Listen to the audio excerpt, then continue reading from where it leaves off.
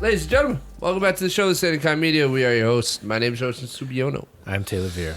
And on this episode of Our Take, we bring to you our weekly breakdown of the Lord of the Rings, Rings of Power episode that just aired earlier today, I guess, technically, right? But midnight of Thursday night, Friday.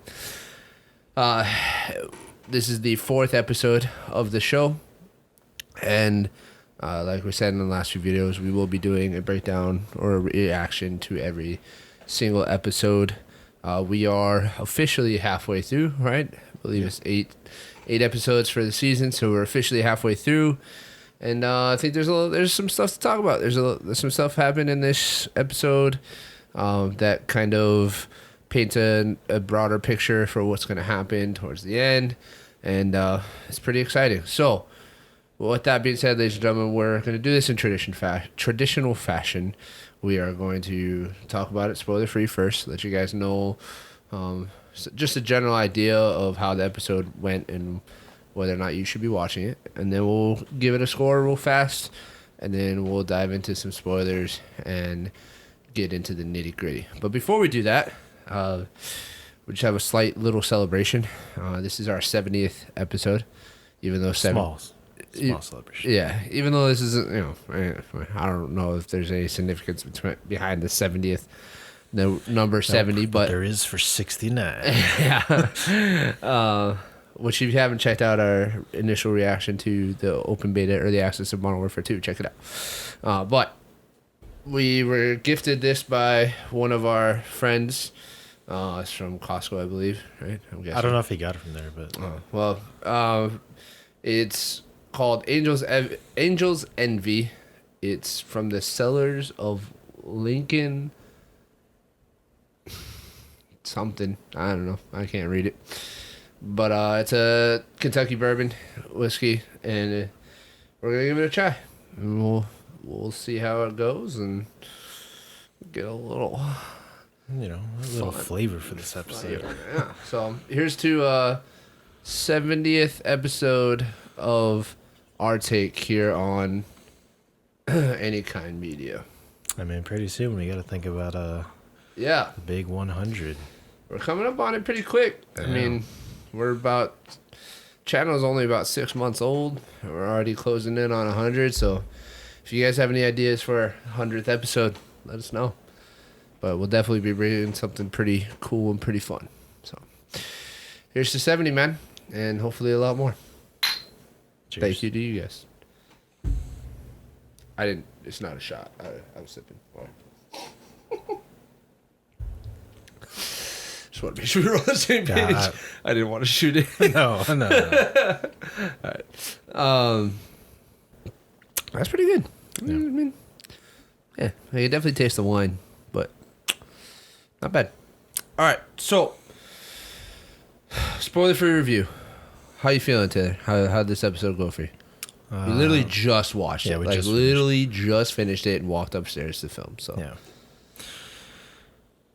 yeah. Still in. Yeah? Still loving it. Yeah. It's interesting to see some of the, I guess, choices with what happens on screen. But still really like it. Still enjoying it. Yeah. I'm right there with you. I'll talk about it in the spoiler section, but it was clear what needed to happen. But the way that they had portrayed certain people, I was worried that it was going to happen in a way that was super cheap and unbelievable, I guess. But the way that they kind of tied together something, which I'll talk about, I felt like they did well. And like I said before, this episode really just kind of is filling in the gaps, of everything right now. Yeah. So like we have a really rough outline, and now the episodes are just kind of filling gaps here and there, and giving us that final picture. So I'm pretty stoked about it. If you have made it this far in the season, you might as well stick around for the rest of it. So Yeah. I'd say, At this point, I feel like it's you're yeah, either in it or you're not. Yeah. So this episode is 72 minutes long, though. Just so you guys know, just be prepared for 72 minutes of content. Didn't feel it though. It didn't actually. This episode felt pretty quick compared to the last few. So yeah. All right. Score. I'm still at an 8.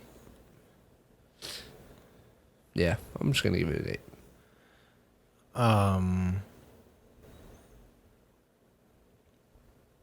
Yeah, I think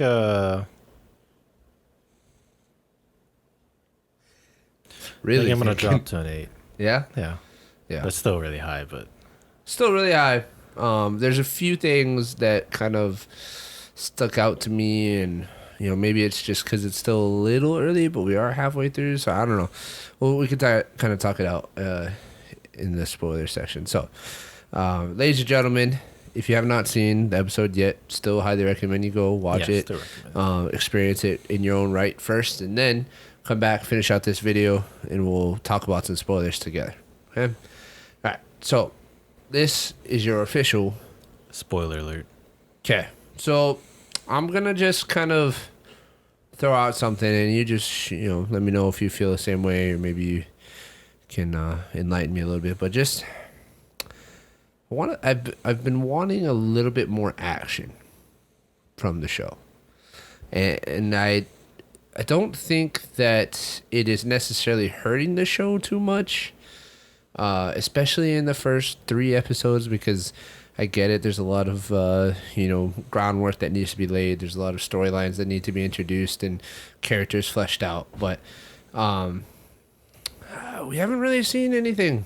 You know what I mean? Like, yeah, that's haven't fair. seen any swords clashing and we've seen the mom lady, Bronwyn, I think her name is. Yeah, Bronwyn. Kill an orc. We've seen some combat with the elves and the orcs, but they're in chains, so I don't know. And I was actually, when Arondir essentially saved Theo, I was actually hoping for a little bit more. You know what I mean? Like when that sequence of events was going down, I was hoping that we were going to get a little bit more action than just a few arrows shot and him standing in the middle of a field, smelling his sword. I felt actually differently about that whole entire scene. It was nice, and it was good. I don't know. I wanted more. And maybe not more in that scene particular, but just like if that scene was the way it was, that's fine. And then maybe there's a different scene at some other point in some other storyline where we get a little bit more action. I don't know. But yeah, I'd like some more. But maybe it's just like they're kind of saving it, like everything is gonna come to a head and then we're gonna get a massive, epic, crazy thing. Yeah. All I can really say is like I think that's totally fine to think that. I feel like it's totally reasonable for a lot of people to think that way. Like if they just find it kind of boring. Because I mean, I guess in a sense it is, like if you compare it to like, even the original trilogy and stuff and The Hobbit. But I personally don't care because I understand for the most part like what's happening. I mean, there's gonna be fighting. Yeah. So I mean, at some point you will get what you want, but honestly, a lot of the stuff that happens, it's not really like that much of a focus is like fighting. I mean, I don't know. It's hard to explain. I feel like it's pretty common. I get what you're saying with just fantasy things in general. Like honestly, just a lot of it is usually boring. It's just most of the time, for the sake of being entertaining, they try to like condense everything to give you the more exciting stuff, which happens even in the original trilogy. At this point, it's not hurting it for me. At this point, right now, I didn't keep my score at an 8 because of that. Like, Yeah.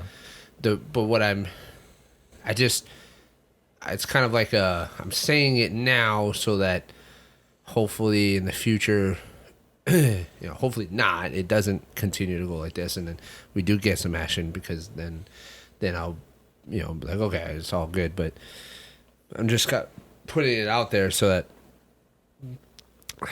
the Rings of Power executives that watch our show, they know how I feel about the first couple episodes. Yeah, for sure. Trying to keep them informed. I mean, no, but like it's good for people to like actually, put their thoughts out there. Yeah. But yeah, they number one fans, of course. Yeah, of course. Gotta keep the sponsored by Amazon. So I don't really want to talk about a whole lot of. I guess I don't want to give like a play-by-play of what happened, but let's just talk about some of the different storylines, because contrast to the last episode, this episode had they had everything but the Harfoots. Yeah. Right. So we got a lot of development across a lot of different storylines, and there's a lot to kind of digest and talk about. So let's where do you want to start? We can start with what you wanted, which is the Durins and Elrond. Yeah. So the dwarves. Nope, that's not it.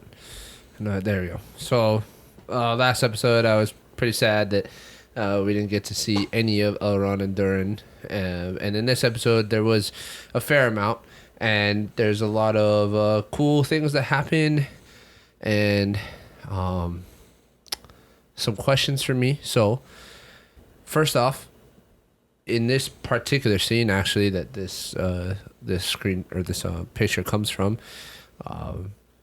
Elrond has realized that Durin is kind of like evading him almost and hiding from him, and then he ends up following him and into this special cave that has a very special resource in it, and we find out that this is in fact the first time that the dwarves are mining for mithril. Yeah. Right, which for those of you that don't know, mithril is a ore, I guess. Yeah, is it a metal? Is that what would it be a metal? I guess.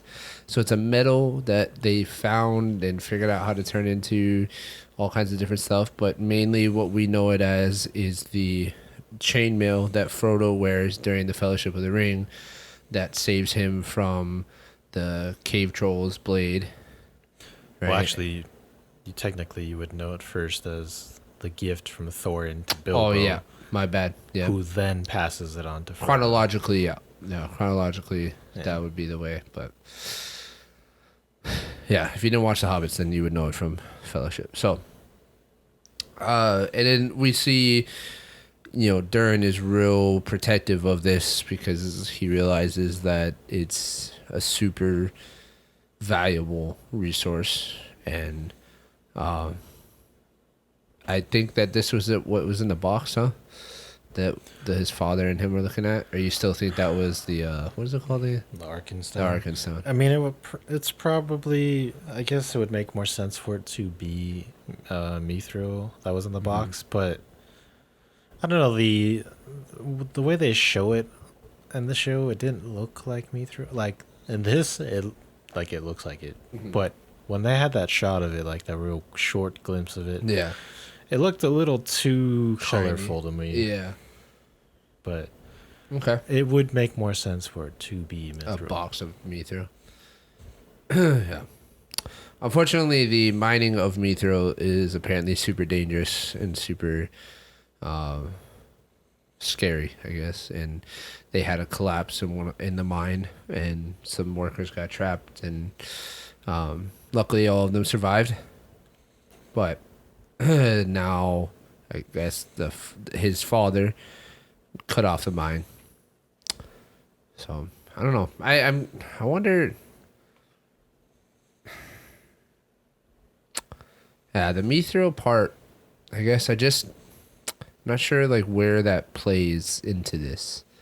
Do you think it becomes it's like a money thing, You know what I mean? Like, do you now mean? Elrond is gonna let it slip somehow, and then their elves are gonna come after the dwarves for it or something. But like, because I don't really know of any time that Mithril is really talked about other than the piece of armor that Frodo wears. So, It's basically. I mean,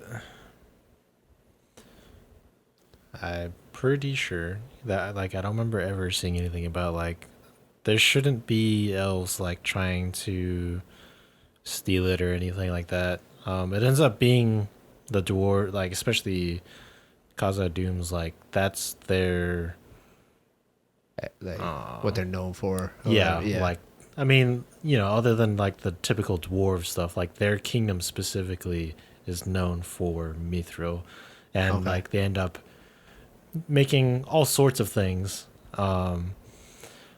When in fact is after the Return of the King, when or Aragorn becomes King Elisar and takes over Gondor, the gate that was broken by Gron in Minas Tirith, Gimli actually becomes Lord of the Glistening Caves and creates a new gate for Minas Tirith made out of steel and mithril Uh, as a gift.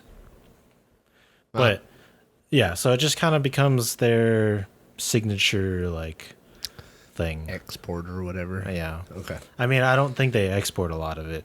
It's kind of Or kept. okay. It's like their But it's just- treasure. yeah. Like, It's just what they're known for. yeah, Okay. because it's very. Good to know, because that means that Elrond more than likely keeps his promise Yeah. to Durin, which I hope, because their friendship is great, and it It makes is. me sad to see that basically Durin's father is kind of using him to spy on the elves and figure out what's going on. So, and so my question about this particular storyline is, what the heck is Celebrimbor and Elrond building? What is it that they're building that is so massive and so potentially powerful to cement Celebrimbor's legacy? Like, It was. what I are they think building? they explained it in I think 3 is or whenever they first introduced them together. I don't remember them saying what it was though. They do. So he says he has plans to build the most like grand and I don't know like insane forge ever Oh, right. That can harm. That's right. Okay. that is powerful enough to create like the most magnificent things ever Right. to that extent. Something Oh, like that. okay. Now I remember that part. Okay.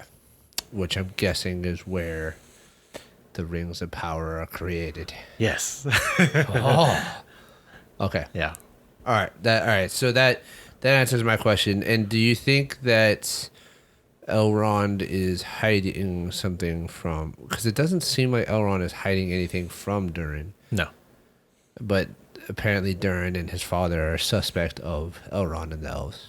Well, 'Cause they're yeah, I mean, dwarves. Elrond and Prince Durin, they've been friends for a long time. Yeah. So there should be, like, I mean, I don't even feel it either. Like, there's no ill will between them at all. Yeah. As far as King Durin, I think it's more of a, Try to keep the interest of his people, or yeah, you know, just doing his. his job kind of thing. Okay. I don't think it's necessarily like a. Something that's going to end up driving a wedge between them and Yeah, at least killing the not friendship. intentionally. Okay. Good. Because I mean, the way they explain think it too, like, which I really love that scene is when he's talking to his dad. Yeah. I thought it was a great very scene. it's an emotional scene and I really liked it. It shows like the relationship between him and his father. Yeah. And I guess just as like a father son thing, it's just Right. really nice to see. But yeah, from what I took from that, it wasn't him trying to be like, yo, like I don't trust them necessarily because they're elves. It was Yeah. really he was trying to get him to realize like you're gonna be king one day whenever he's dead, Yeah. he's gone, and you need to learn these kind of things. And like, even though, because he explains like he has never like so far Elrond hasn't done a single thing to Right. cause him to like not believe him or whatever, or sway his trust. But he just says, "What does your intuition tell you?" Right. And he's just like, usually just, I forget exactly what he says, but it's something of like, "Oh, So there's something more. there might be something more." Yeah. Something more So to he's it. like, "Okay." Okay. Good. So I mean, I liked it. It was great. Had fun watching them. I always have fun watching them. Yeah. It's always fun to watch. So good. It's always fun to watch. Gosh, what is his wife's name? Diaz? No. Disa? Huh? Disa? Disa, that's right. It's always fun to watch Disa and Elrond interact because she's funny. Yeah, she's And actually really good. The kids are I funny, like her a lot. even though we never see the kids. Yeah, no, Yeah. they're just kind of always in the Yeah, background. but it's a very warming feeling whenever you see Elrond in the home of Durin with the wife and the family. Right. It's just a very Great warm- dynamic. Yeah, so I like that. All right, so that's Durin and Elrond's storyline. That kind of solidified one piece of the puzzle for me, so that's good. All right, where to next? I guess we can do the Arondir 'Kay. stuff. So, First part. all right, so Arondir. Last episode, Arondir and his Still a fellow prisoner. elf guys tried to escape. Didn't make it. Pretty much all of them except for him. Yeah. died. The orcs were about to kill Elrond. They're like, oh no, we're gonna take him. We're gonna take him to Adar instead. And so, at the very end of the last episode, we see a figure walking through the trench, and it's very clearly an elf. But couldn't see any more than that. But this episode, we get to see a face. Yep. I don't believe we got a name other than Adar or Father. Yeah, it's usually just one of those, or Lord, Father, or something Yeah, like but that. I think I have some thoughts. We on don't it, get a so whole ton of information about him. This is him, right? This is Adar. He's clearly an elf, right? But he's also clearly messed up. His face is super scarred. Yeah, which usually means he's been through some stuff. Yeah. He's very white, very pale, just like the orcs, which I'm guessing is because he's been underground for a really long time, just like the orcs were. And he is very, gives off very psycho vibes, Yeah. I mean, the first 30 seconds of seeing him, he walks up to an orc that's dying and pets him on the head like a dog, and then kills him. Well, puts him out of his misery. It's a mercy he was killing. already dying. Yeah, it was a mercy killing. So obviously he cares about the orcs, and it's weird because who likes orcs? But and then he goes and talks to Arondir, and he speaks to him in Elvish. So, and he talks to him about how he has been to Arondir's hometown, Yeah. where he was born, and it's just that it gives off a very fallen hero kind of vibe. You know what I mean? Like he obviously is an elf. He maybe held a high status at some point, and fell, and then now he is working for the other side essentially. So, but he just seems very crazy, very crazy. So, and I it's not Sauron. At least I don't think so. Yeah, I wouldn't say this is Sauron. Nah. I mean, because they basically tell you that this is Sauron, this is not Sauron. Right, exactly. Yeah. So, it's not Sauron, but I think it is somebody But it that's could going to be- play. Could be a number of characters, though. Yeah, I think it's going to be somebody that plays a very integral role in what happens, because he sends Arondir back to the watchtower where a lot of villagers have come together to seek refuge. with a message saying that they can either pledge their fealty or die, up to them. Yeah. But along the way, Rondir saves Theo because Theo and his friend decided to go back to their village to try and scrounge up some food, because apparently Theo is just I don't know. It's real gung ho. Yeah, he's that rebellious teenager that just don't give a damn, you know. And I will say that honestly, the biggest reason why my score today was an 8 was because of Theo. He's so unbelievable as a character. I hate him so much. He's so unbelievable. Like, I just can't handle the way he acts and the way he it's just not believable to me. He's equally as bad as the siblings from C. Yeah. He's very he's just too much. He's too extra.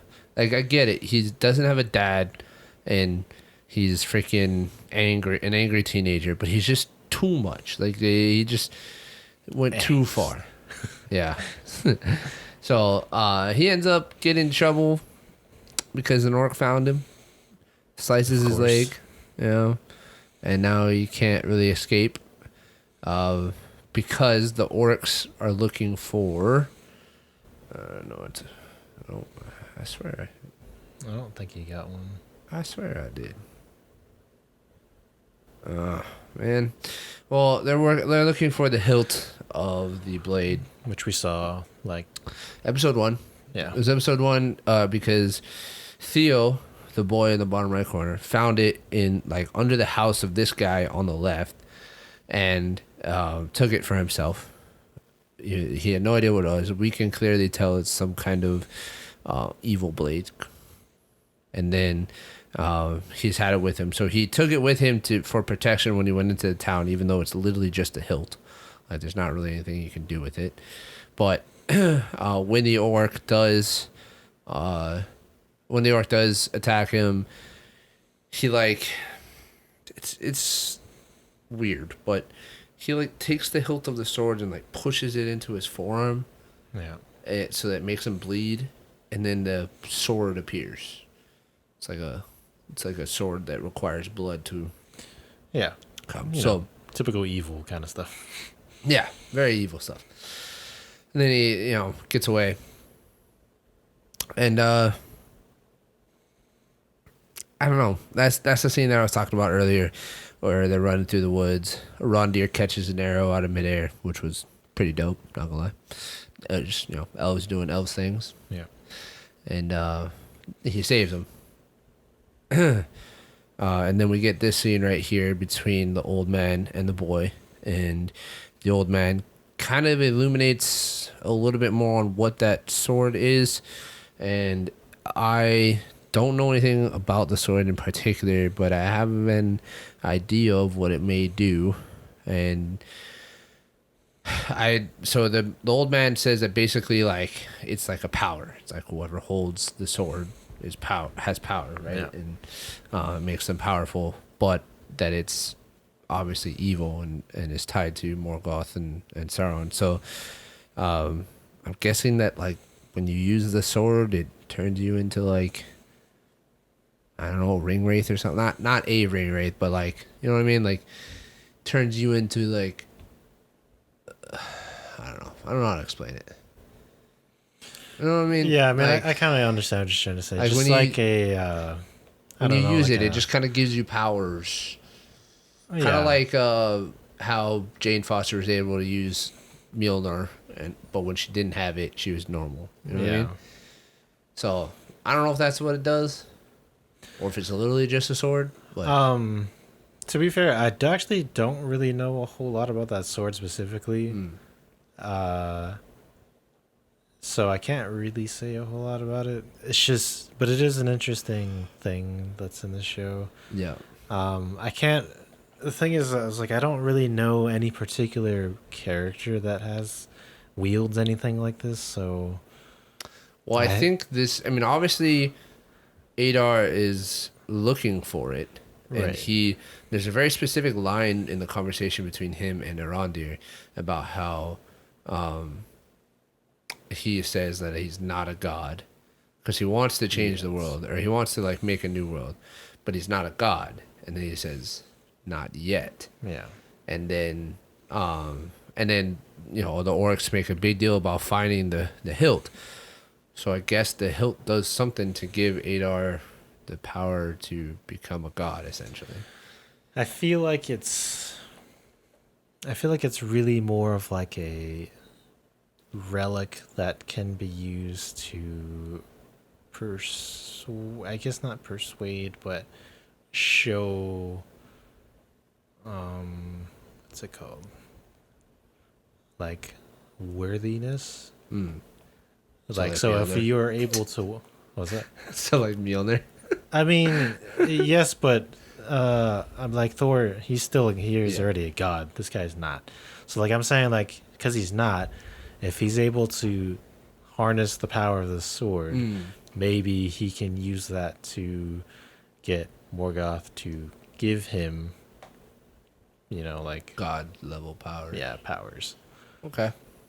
Yeah, I don't know. Maybe one of you guys know what the hell that sword is, what it could potentially do. It's obviously a very, very important part of the story because Theo has it, so it's important. I mean, it's interesting because, like, I know that all these people are, you know, part of the Southlands. Yeah. They're known for, in past time, for being, you know, in alliance with Morgoth. They have this sword. Yeah.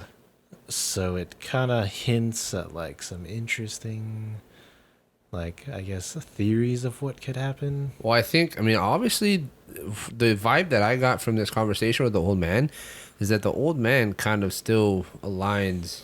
Oh, yeah. He's almost like he's like a double agent kind of thing. Low-key cultist. Yeah. Like, So, like, I feel like there may be an element of betrayal here in this sense. And I don't know if the betrayal is going to come from Theo himself, but it does seem like there are still some people in this area oh, of course. that still, I don't want to say serve Morgoth because he's gone, but that just still align with that side. Yeah.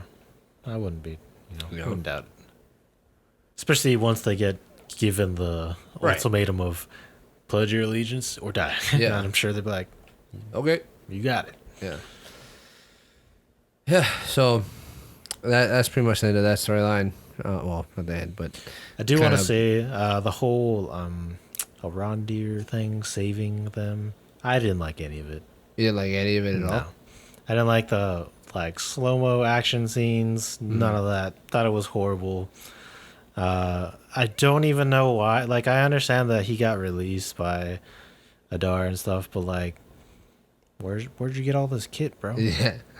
Yeah. He had, Not he had an not only elvish that, sword. you escaped, or I guess got released, got all this kit, ran all the way back before the orcs got there, just in time to save this kid. Well, yeah, we knew that was coming, though. And then we knew go his- through this forest with this ridiculous, like, I don't know. I felt like it was out of place. Like, it's fine that he's capable of doing this. It's just it was awkward, and like, yeah. it See, doesn't this- make any sense why. And it was like I felt like a long period of time. Even I don't know exactly how long it was, but it felt longer than it needed to be. Yeah. And then I don't know why his mom comes out of nowhere with a sickle.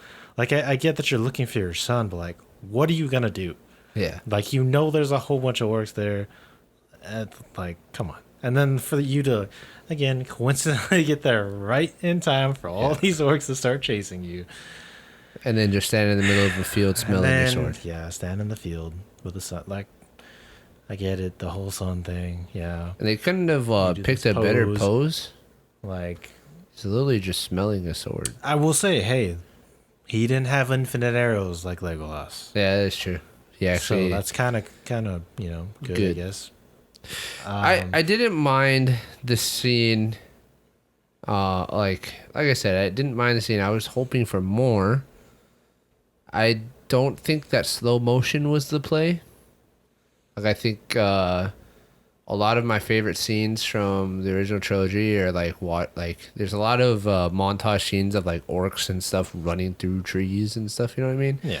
Or just running through forest, or not even just orcs, but a whole, like, everybody. And I think it would have been better if it was like that, where it was not fast or wasn't slow mode. It was almost like it was fast forwarded or just not slow mo. Yeah, I don't Because know. you're right. It felt dragged out. I mean, even if it wasn't slow mo, like I said, the whole setup didn't feel like it should have been. Like it does. It just doesn't make sense to me. Yeah. Like how everything just happened to work out the way it did. But if you were gonna talk, like, yeah, slow mo probably is not a good idea. Yeah. Because it's that's usually for dramatic things. Right. It wasn't dramatic. It was supposed to be It's supposed to be a exciting cool and fight scene. This yeah. might have, I guess, could be a dramatic shot, which is why he has this kind of pose and they got the sunlight and stuff. But then at the same time, it's like, why did the orcs stop shooting arrows at you until you start running away? Yeah, and yeah, because they had to scream. They could have shot you the entire time. They had why to would take you a just second to stand there to do that? Like, what are you gonna do, bro? It's gonna catch the arrow in midair. Come on. All of those arrows? I don't That's know. why they didn't shoot, because they know he can just catch arrows out of the air. Well, they shot right after. Yeah, definitely was a weak point of the episode. Even though, like, to me, it should have been a strong point. It should have been some action, give us a taste of what's to come. Show off some more of Arondir's abilities, because clearly he's special. Yeah, he's badass. Yeah, so I think they definitely missed out there. They could have done better there for sure. So. All right, let's get to before we wrap up this episode. Let's get to arguably the biggest portion of the episode. Yeah, let's have the focus. One of the main focuses that happens on the island kingdom of Numenor.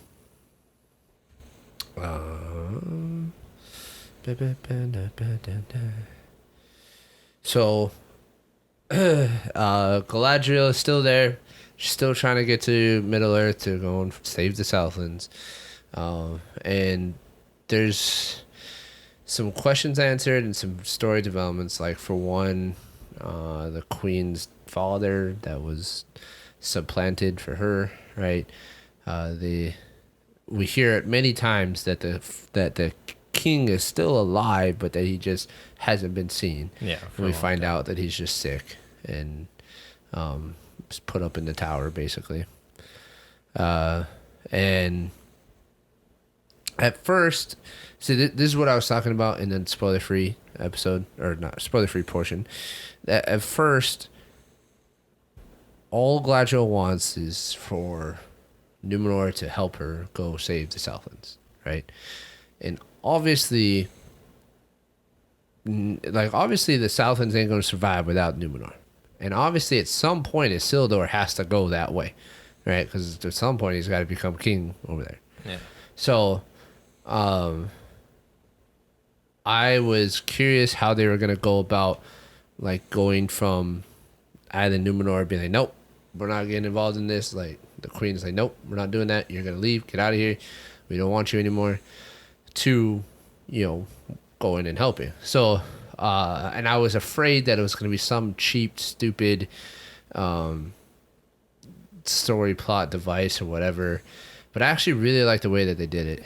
And I think that the way they did it makes it, I don't want to say more believable, but just made me more excited, because essentially what happens is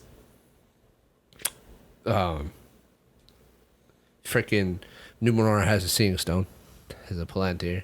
Yeah. And it's definitely not the same Palantir from Fellowship, right? No. I don't think so. No, there's 7 of them, right? Yeah, total. And the Palantir shows Galadriel the same vision that showed everybody else, but that Numenor is going to get wiped out by a wave, like a giant tidal wave. And I think it's meant to be metaphorical. Like, I don't think there's actually supposed to be a wave that destroys them, but I just think that it's just showing, like, the end of Numenor, right? Yeah. Or is it literally supposed to be a wave? I feel like it actually does eventually sink. Oh, really? And, like, it does get just destroyed. Right, yeah. But yeah, this is obviously it's supposed to portray, like, the downfall of Numenor. Okay. And the queen says that the beginning part is Galadriel, like that she's there. So she's been wanting to get rid of her so that she can try and avoid the end of Numenor. And then finally, after a lot of Galadriel stern face, she finally has Galadriel soft face, or slightly smiling face, as she eventually gets on the boat to leave. Huh? RBF. Yeah. So she gets on the boat to leave because the queen decided that she's going to send her back to the elves under armed guard. And so she agrees to go, whatever. And then as she's leaving, the white tree starts releasing all its petals. And as you hear the queen talk about that in the olden days or whatever, in the old beliefs, that when the white tree petals fall, that it's a sign of the Valar. Is it the Valar? Yeah. Yeah, the Valar's judgment being passed upon whatever's happening, that they don't like what's happening. They're like, hey, like, what's going on? And so the queen decided to take that and use that as motivation and reasoning to get the whole kingdom of Numenor behind going to Middle Earth to help save the Southlands. And I really like that they took it, like, it didn't just end up being like Galadriel took over. I don't know what else it would have been, but I just like that they made it so that now, like, Numenor, it's like they want to, it's like, oh, like, we're gonna go and help our brethren over there. Yeah. We're gonna kind of shake off the idea that we're the only thing that matters and kind of help.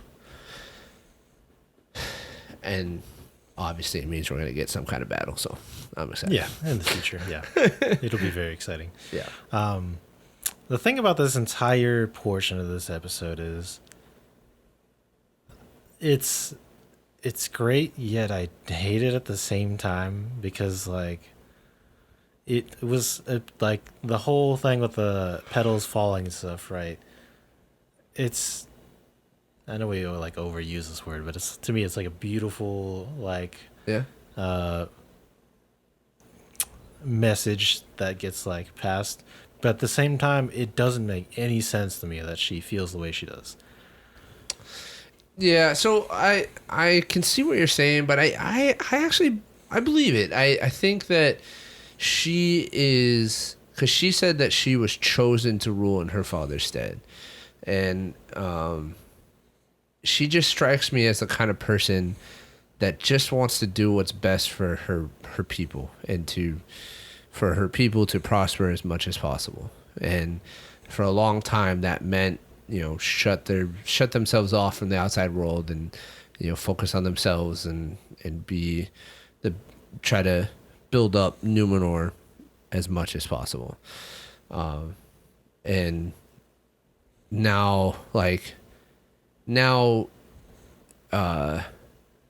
Galadriel is kind of reminding her of what it meant, or what it means to be human, or what it means to be part of the bigger world. And she's, I don't know, trying to make her father proud or something, because her father originally wanted that, like, he wanted to continue to follow the elvish ways and be a part of the bigger picture, and then everybody kind of hated him for it. So I find it somewhat believable, and that's what I meant. But, like, I was worried that her character transition was going to be too drastic and too sharp, and wasn't going to be believable at all, and that it was going to demean from the story. But I don't think it did. Yeah. I mean, to me, it did exactly that. But which is why I wasn't, like, super big on this episode. It's still good. And, like, I mean, I already know what's gonna happen, so, like, but I don't know. I didn't like it. Like, it just doesn't make sense to me. She doesn't show any amount of, like, progression to go to this decision. It's just, fuck you, get out of here. Oh no, flowers are falling off the tree. Now we must change. Well, they shared a nice moment when Galadriel basically broke into her house and found her dad up in the like.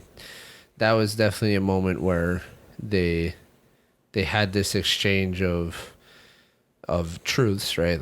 That like Galadriel said, and I think when you're able to share with somebody a truth that you've had to hold on to for a long time, it's you create a connection with that person. You know what I mean? Like if you tell somebody a secret that you've had to hold on to forever, you create this connection that you don't have with anybody else. And maybe that played a factor into her wanting to do something like this, but then initially choosing not to because she was trying to do what's best for her people until she got a sign from above telling her.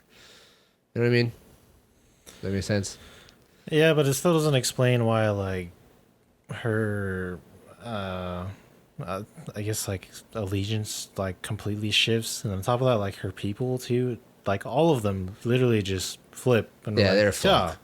Yeah, they're a flock of sheep, obviously. I mean, if you just want to tell me they're, like, all the people are just simps, okay. Yeah, that's what it seems like. But, like, that doesn't make any sense. No.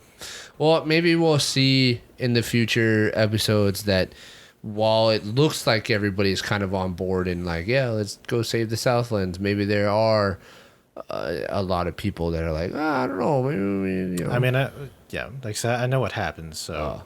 Well, sure. Okay. Well, I don't. So. Yeah. So. I mean, you kind of do. Like, they show it in the show a little bit. Like, at least not visually show it, but, like, hinted. Okay. Well, yeah. Well, that and then obviously from Lord of the Rings, you should know that, like, well, Numenor doesn't exist, obviously. Yeah. So it's not gonna last. Yeah. The wave's coming. It's gonna get you. Got to get your bodyboards and your surfboards and ride that until the end. Yeah. It's real hard. In the end, I still enjoyed the episode. Yeah, it's still a good episode. I'm glad that there's still story progression.